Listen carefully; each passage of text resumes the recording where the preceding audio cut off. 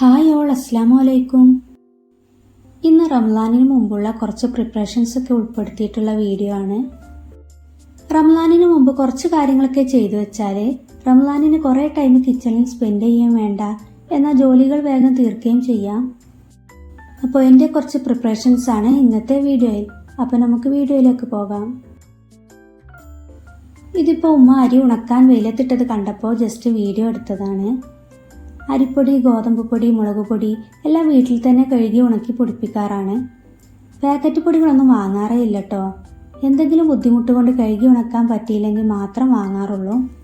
നോമ്പിലേക്കുള്ള അരിപ്പൊടിയും മസാലപ്പൊടികളൊക്കെ ഇതുപോലെ ഉണക്കി പൊടിപ്പിച്ചിട്ടുണ്ട്. ഈ സ്റ്റാൻഡ് ഉമ്മ പറഞ്ഞു ഉണ്ടാക്കിപ്പിച്ചതാട്ടോ.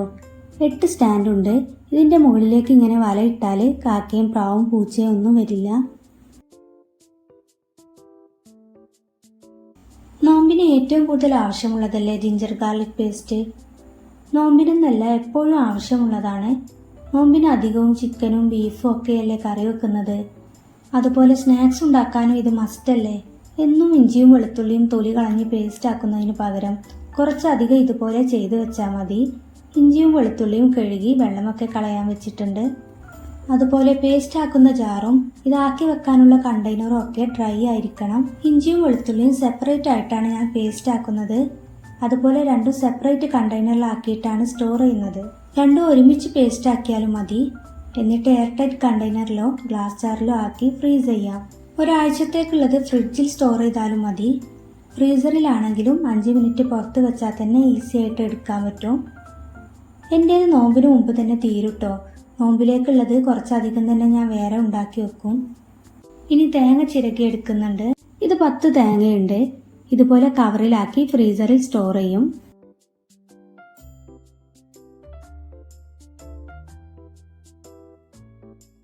ആവശ്യമുള്ളപ്പോൾ 5 മിനിറ്റ് പുറത്ത് വെച്ചാൽ മതി. ഇതിപ്പോൾ ഓരോ കവറിലും 3-4 തേങ്ങയുണ്ട്. നിങ്ങൾ ഓരോ തേങ്ങ ഓരോ ചെറിയ കവറിലാക്കി വെച്ചാൽ എടുക്കാൻ കുറച്ചുകൂടെ ഈസിയാകും.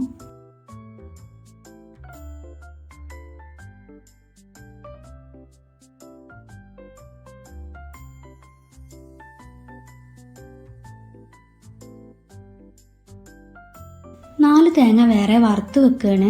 അതിലേക്ക് വേണ്ട ചെറിയുള്ളിയും കറിവേപ്പിലയും കഴുകി വെള്ളം കളയാൻ വെച്ചിട്ടുണ്ട്. ഇത് 4 തേങ്ങയിലേക്കുള്ള ഉള്ളിയും കറിവേപ്പിലയുമാണ്. ഉള്ളി ഞാൻ കട്ട് ചെയ്ത് വെക്കുന്നുണ്ട്. ചെറുതാക്കി കട്ട് ചെയ്യൊന്നും വേണ്ട. ഒരു ഉള്ളി 2-3 പീസാക്കി കട്ട് ചെയ്തെടുത്താൽ മതി. 2 തേങ്ങ വീതമാണ് ഞാൻ വറുക്കുന്നത്. ലോ ഫ്ലെയിമിലിട്ട് ഇടയ്ക്കിടയ്ക്ക് ഇളക്കിക്കൊണ്ടേ ഇരിക്കണം. കാണുന്ന പോലെയല്ല കേട്ടോ, നല്ല ടൈം വേണം തേങ്ങ വറുത്തെടുക്കാൻ. തേങ്ങ നല്ലപോലെ ഒന്ന് ചൂടായാൽ 3 ടീസ്പൂൺ വലിയ ജീരകം ഇട്ട് കൊടുക്കണം. ലോ ഫ്ലെയിമിലിട്ട് തന്നെ ഇത് വറുത്തെടുക്കണം. ഒരു ദിവസം കുറച്ച് സമയം ചിലവാക്കിയാലും ആവശ്യത്തിന് കുറേശ്ശെ എടുക്കാലോ. തേങ്ങ ചെറുതായിട്ടൊന്ന് കളർ മാറിയാൽ ചെറിയുള്ളിയും കറിവേപ്പിലയും ഇട്ട് കൊടുക്കണം.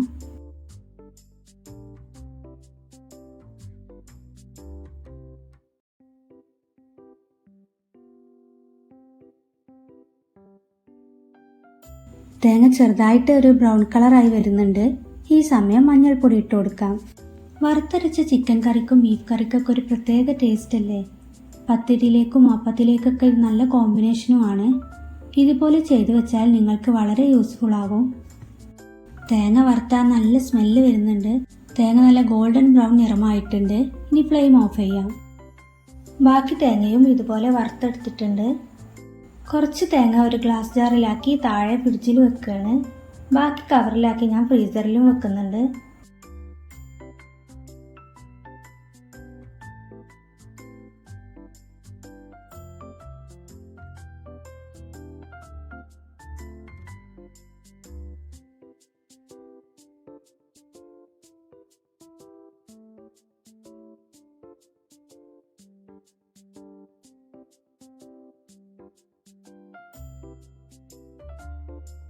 ഇനി അടുത്തതായിട്ട് മീൻ മാരിനേറ്റ് ചെയ്യാനുള്ള മസാല ഉണ്ടാക്കി വെക്കുകയാണ്.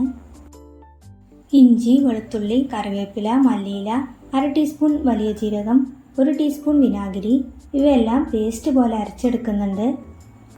വേണമെങ്കിൽ 1-2 ടീസ്പൂൺ വെള്ളം കൂടെ ചേർക്കാട്ടോ. ഇനി ഇതൊരു പ്ലേറ്റിലേക്ക് മാറ്റി മഞ്ഞൾപ്പൊടി, മുളക് പൊടി, മല്ലിപ്പൊടി, ആവശ്യത്തിന് ഉപ്പ്, ചെറുനാരങ്ങയുടെ നീര് ഇവയെല്ലാം കൂടെ ചേർത്ത് നല്ലപോലെ മിക്സ് ചെയ്യാം. അളവൊന്നും ഞാൻ പറയുന്നില്ല കേട്ടോ, കുറച്ചധികം തന്നെ ഞാൻ എടുത്തിട്ടുണ്ട്.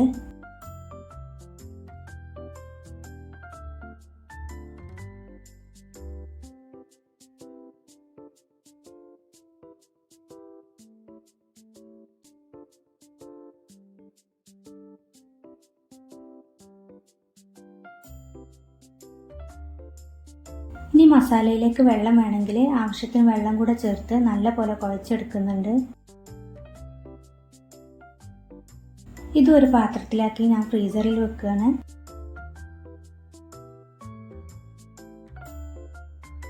ഇനി പൈനാപ്പിൾ മിന്റ് ലൈമും ഗ്രേപ്പ് ലൈമും ഈസിയായി ഉണ്ടാക്കാൻ എങ്ങനെ സ്റ്റോർ ചെയ്യാമെന്ന് കാണിക്കാം. ഒരു പൈനാപ്പിൾ തൊലിയൊക്കെ കളഞ്ഞ് കട്ട് ചെയ്തെടുക്കുന്നുണ്ട്.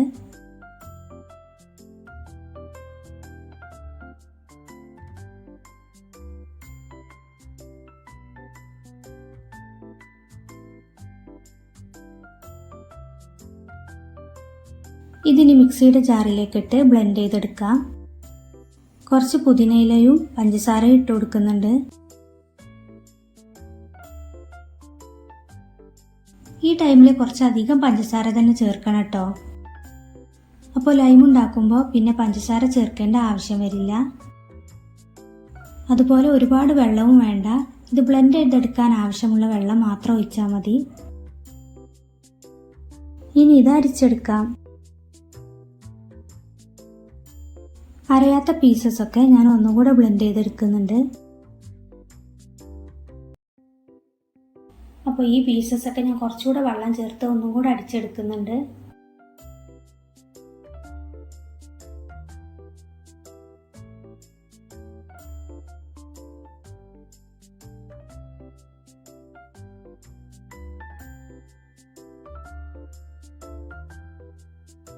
ചെറിയ ചെറിയ പാത്രങ്ങളിലും ഐസ് ട്രേയിലുമായിട്ടാട്ടോ ഞാൻ ഇത് സ്റ്റോർ ചെയ്യുന്നത്.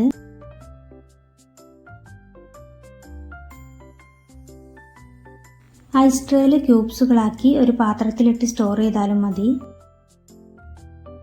ഞാനിങ്ങനെ ചെറിയ ചെറിയ പാത്രത്തിലാട്ടോ സ്റ്റോർ ചെയ്യുന്നത്. എന്നാൽ എടുക്കാൻ വളരെ ഈസി ആകും. ഒരു ദിവസത്തേക്ക് ഒരു ചെറിയ ബോക്സ് എടുത്താൽ മതി.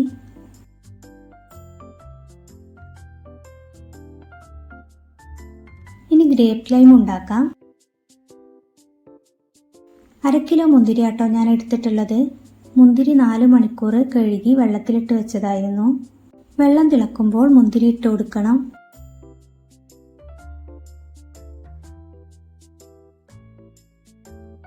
ഇനി വെള്ളം തിളക്കരുത്. ജസ്റ്റ് ഒന്ന് ചൂടായാൽ തന്നെ പകുതി മുന്തിരി കോരി മാറ്റണം. മുന്തിരി ഒന്ന് ചൂടാറിയാൽ മുന്തിരിയുടെ തൊലി ഒന്ന് സെപ്പറേറ്റ് ചെയ്യണം. ഈ തൊലി കളയരുത് കേട്ടോ.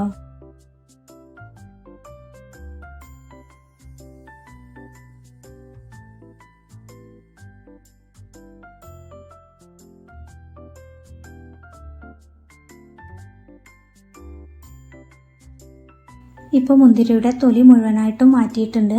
നേരത്തെ മാറ്റി വെച്ച മുന്തിരി ആ വെള്ളത്തോട് കൂടെ ഒന്ന് ബ്ലെൻഡ് ചെയ്തെടുക്കാം.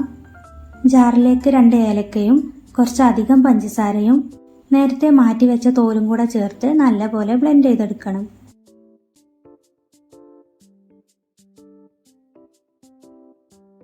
ഇനി ഇത് അരിച്ചെടുക്കാം.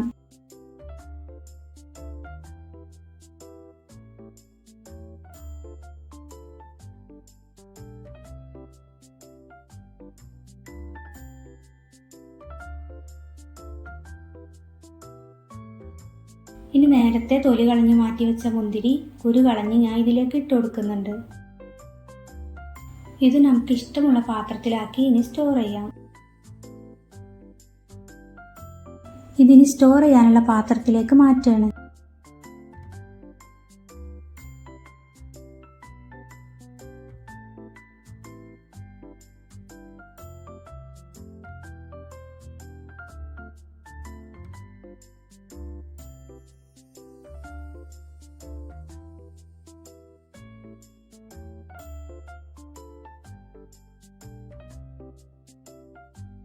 ഇനി ഇത് വെച്ച് എങ്ങനെ ലൈം ഉണ്ടാക്കുന്നതെന്ന് കാണിക്കാം.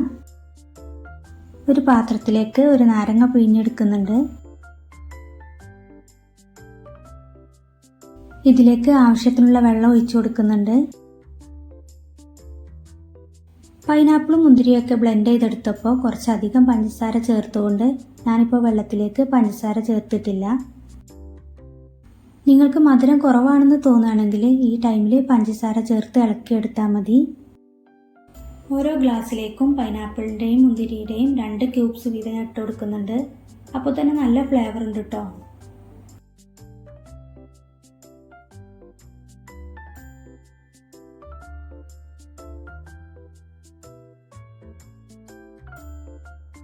അപ്പോൾ ഇഫ്താറിന് ഈസി ആയിട്ട് ഉണ്ടാക്കാൻ പറ്റിയ നല്ല 2 ടേസ്റ്റി ലൈം റെഡി ആയിട്ടുണ്ട്. നല്ല ചൂടല്ലേ വരുന്നത്.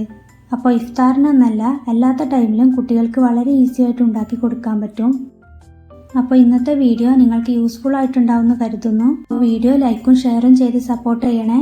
ചാനൽ ഇതുവരെ സബ്സ്ക്രൈബ് ചെയ്തില്ലെങ്കിൽ സബ്സ്ക്രൈബും ചെയ്യണം. ഇനി പുതിയൊരു വീഡിയോയുമായിട്ട് കാണാം. ബൈ.